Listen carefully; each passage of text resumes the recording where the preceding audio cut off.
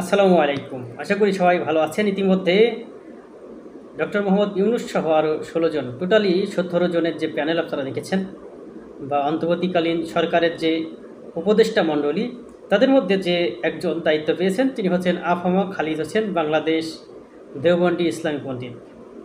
তো তার সম্পর্কে আজকে আমরা বিস্তারিত জানবো। যারা ভিডিওটি দেখতে এসেছেন যে আসলে তিনি কে, অনেকের কাছেই অপরিচিত থাকতে পারে, আবার হচ্ছে যারা নিয়মিত ওয়াজ বা এসব বিষয়গুলোর সঙ্গে সম্পর্কিত ওয়াজ মাহফিল শুনেন বা ইসলামিক বিভিন্ন বক্তব্য শুনে থাকেন, তারা হয়তো চিনে থাকেন অনেকেই। তো চলুন আমরা তার সম্পর্কে বিস্তারিত আপনাদের আলোচনা করে শোনাই। অল্প সময়ের মধ্যেই তাকে সম্পর্কে বিস্তারিত জানাবো।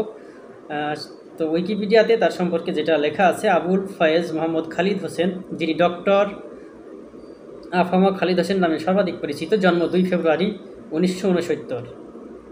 জন্ম ২ ফেব্রুয়ারি ১৯৫৯।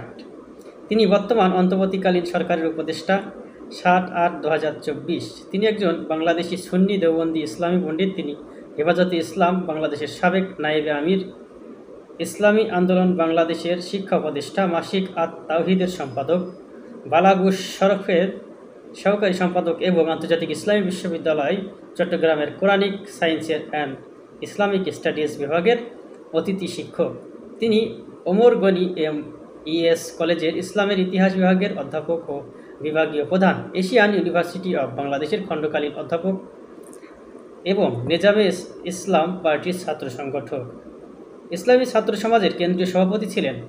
এছাড়া বিশ্ব মুসলিম লীগের মুখপাত্র, the world Muslim League journal সহ বিভিন্ন সাময়িকে তার ২ শতাধিক গবেষণাধর্মী প্রবন্ধ প্রকাশিত হয়েছে।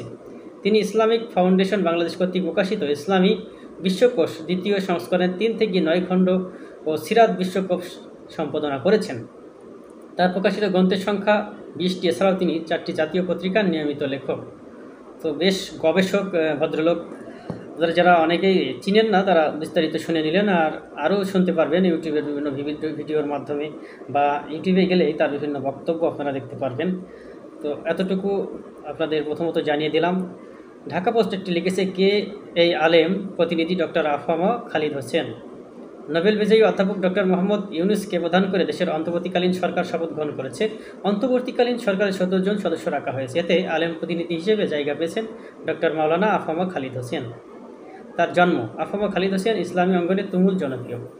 আফামা খালিদ হোসেনের মূল নাম আবুল ফয়েজ মোহাম্মদ খালিদ হোসেন। তিনি ১৯৫৯ সালের ২ ফেব্রুয়ারি চট্টগ্রাম জেলার অন্তর্গত সাতকানিয়া উপজেলার মাদ্রাসা ইউনিয়নের মক্কার বাড়ির এক সম্ভ্রান্ত মুসলিম পরিবারে জন্মগ্রহণ করেন।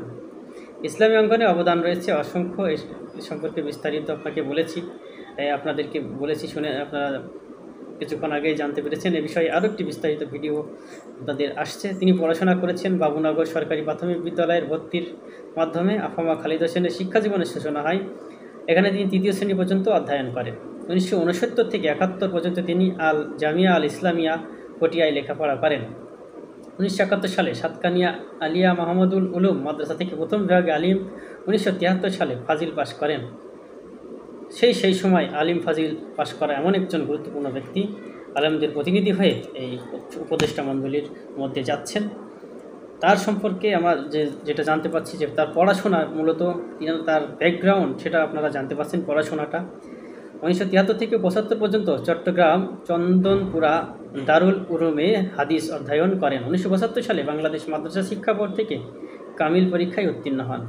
তিনি হাকিমুল উম্মাত খ্যাত মাওলানা আশরাফ আলী থানভীর শিষ্য মোহাম্মদ আমিনের কাছে সহিহ বুখারী, চট্টগ্রামের মিরসরাই থানার নিজামপুর এলাকার বাসিন্দা মতিউর রহমান নিজামীর কাছে সহিহ মুসলিম, ইসমাইল আরকানি কাশিমির কাছে সুনানা তিরমিজি, নওয়াব হোসেন কাশিমির কাছে সুনানা আবু দাউদ পড়েছেন। বেশ কয়েক এই পণ্ডিত বলা চলে আর কি, ইসলামী পণ্ডিত, গবেষক।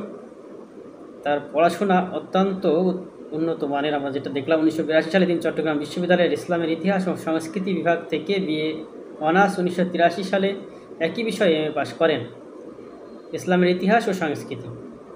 ২০০৬ সালে চট্টগ্রাম বিশ্ববিদ্যালয়ের স্কলারশিপ নিয়ে হযরত মুহাম্মদ সাল্লাল্লাহু আলাইহি ওয়াসাল্লামের খুতবা, একটি সামাজিক সাংস্কৃতিক গবেষণা বিষয়ের উপর পিএইচডি ডিগ্রি সম্পন্ন করেন।